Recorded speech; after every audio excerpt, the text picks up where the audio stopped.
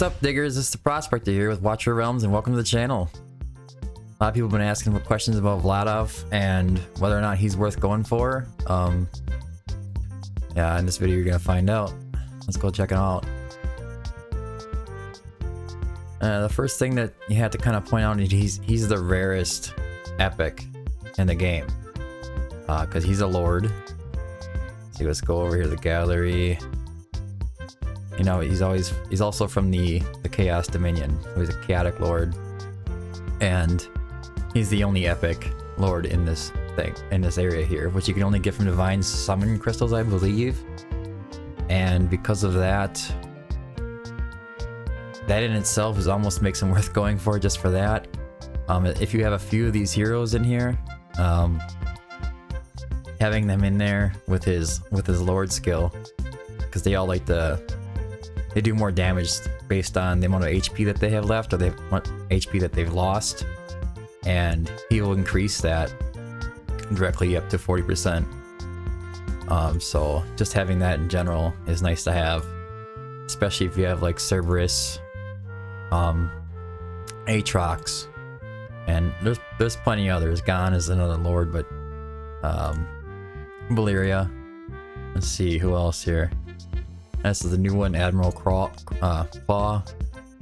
Same kind of thing. Ardea.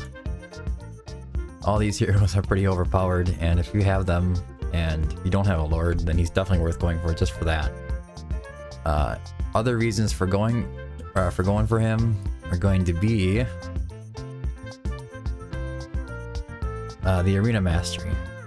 Like all the Chaos faction, they have cost reduction in the arena.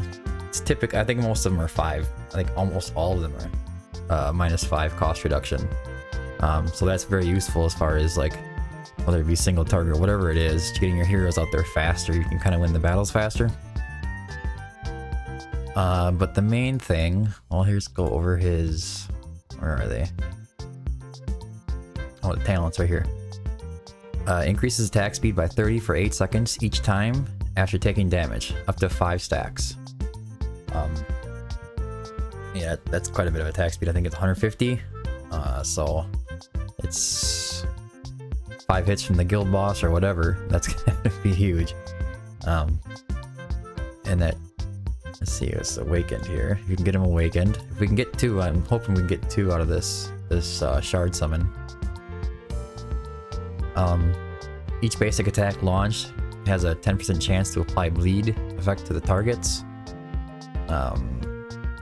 Most of you should kind of know what that is. Like burn or poisons, it's kind of like a damage over time. Awaken 2 is crit rate 5%. Awaken 3s, once HP drops below 20%, restores 10% HP per second for 5 seconds. This effect can only be triggered 1 time per deployment.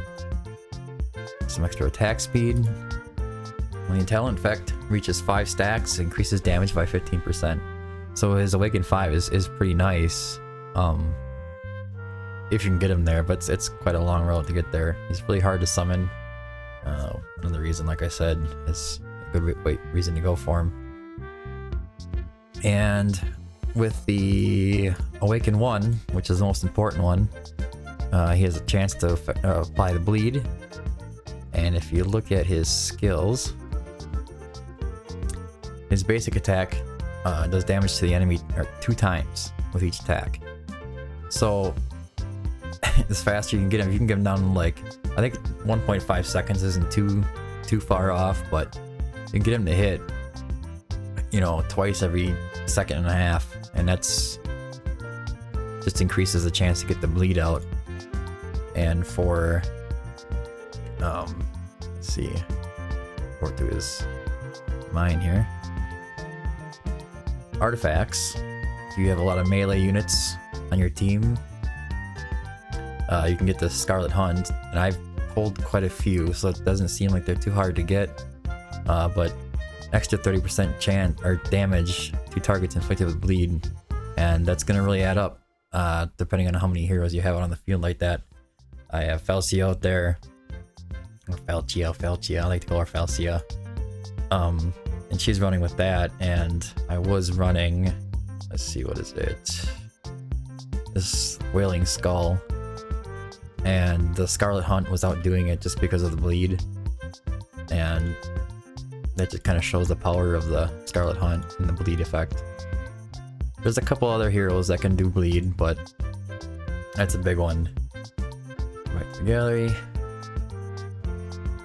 On the ultimate, converts 12% of max HP into attack, while losing 10% of current HP per second. Limiting a target restores 7% HP.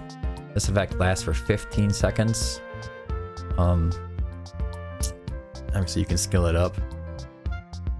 It adds up to quite a bit of damage. The problem is, like, obviously his health goes down, so if you don't have some kind of healer on him, it's kind of hard. I'm fortunate enough to have Carnelian, which waits until he's about at 30% before she starts healing him, and so he gets to get down there and get his damage boost from being low health from his ultimate, and he comes back up from Carnelian, and she also puts the Immortal, I think it's called Immortal, let's see, yeah, I don't remember what it's called. Oh, just an Unyielding, okay. Puts Unyielding on him, and that's pretty fortunate to have her. What else here? Multi-strike. That's gonna make him useful in the Lord of Sticks. Let's see over here. The Immortal Codex. Go in there. And this guy here, mostly because you have to hit his shield a lot of times, and if you make Vladov pretty fast, he can really help you get that shield down. It's all about how many times you can hit it before the timer goes down. Else, even though I already have awakened him once, I'm still excited to go and get him as many times as I can again. I think it was once. Yeah, once. If I can get him up to, 3, that's all. As nice as I can get it, I guess, but the extra crit rate would be nice. That about sums it up for overviewing his kit. The best artifact you're going to want to put on him is going to be Scarlet Hunt. Obviously, because he's going to be applying the bleed, and he's just going to take the extra damage. Up to 30%, starts off at 20. As for gear, if you're just going to put him in Guild Boss and the sticks,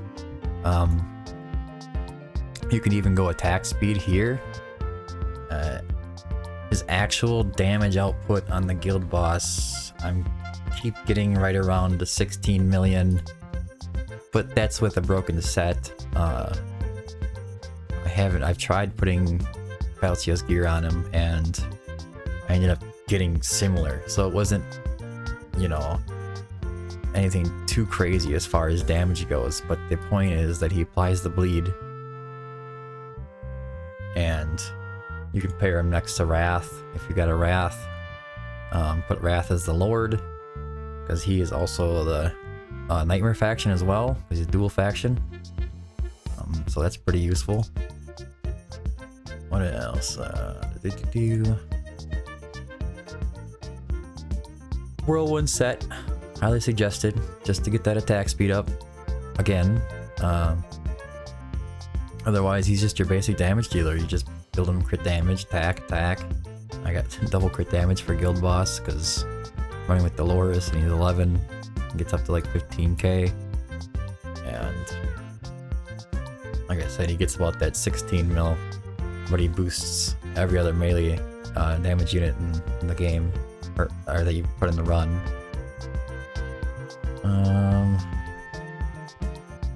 You kind of saw a little preview. The short answer to this is usually these events are pretty simple, these fusions. There's no doubt in my mind that anybody that's within like 15 days in, I think I did Pyrolis like 15 days in, and I had a pretty easy time at it, we went into like the trials. Usually you can just kind of pick off at these. There'll be one here, and usually I think one here, like 5 or 10 or whatever it is. And you just kind of pick off at them as they go, and it usually goes for a long time with plenty of different events. you shouldn't have any problems if you're just kind of focusing on it. You know, saving up your experience and your gold. When I did Pyros, I had to farm all that at the same time, so it wasn't so bad. So short answer, go for Vladov. He's an amazing hero. I wouldn't compare him to Deimos as far as clan or guild boss goes, but he's, you know, you get the bleed out there, like I said, and that's pretty important. And then he has the advantage of being a chaos Dominion faction, which you kind of want to slowly collect these guys. Unless you're super pay to win, you can pick up all these guys, buying all the divine summons or crystals and just summon away. But it's kind of hard to get them, and the more you get, the better. And I think that about sums up the video. Go for Vladov. You want him. It's not going to be that tough. Thanks for watching. Any comments, please leave them down in the comment section down below. Happy to hear them. I wish you luck for the fusion, and until next time, keep digging.